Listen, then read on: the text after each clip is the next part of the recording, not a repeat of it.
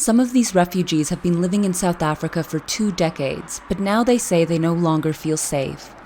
Most are from the Democratic Republic of Congo, where they escaped war. But increasingly, they said they've had their small businesses looted, homes robbed, and have been personally attacked amid growing waves of xenophobia. We ran away from our country, running from tribulations. We came here in South Africa. We found more trouble, more tribulations, because xenophobic attack is real. South Africa is home to more than 250,000 asylum seekers. This group says they've moved from community to community, but violence eventually follows.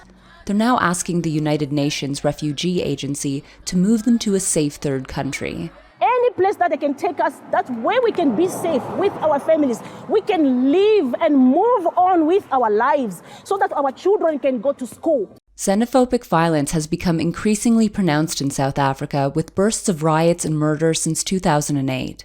Earlier this year, amid a wave of anti-migrant marches, a Zimbabwean man was killed in a Johannesburg township, authorities say, because of his nationality. Experts blame the problem on the country's history of violence, socioeconomic issues, and growing anti-foreigner politics. Normally when there's, with xenophobic violence is that when it happens, there's no differentiation of like, are you refugee, are you asylum seeker, are you, it normally affects people who are there. If government is not seen as doing anything, it also discourages migrants and refugees who are in the country, because it's like, is it safe for me? Resettlement is not an option for most refugees. The UN Refugee Agency, UNHCR, says only 1% of refugees globally are moved from one host country to another for exceptional circumstances.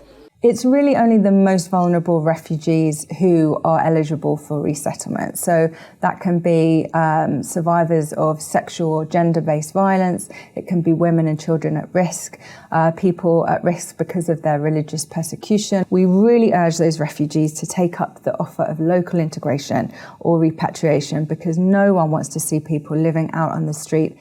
But these refugees maintain reintegration is not an option and say they will stay camped here until there's a plan for them to leave South Africa.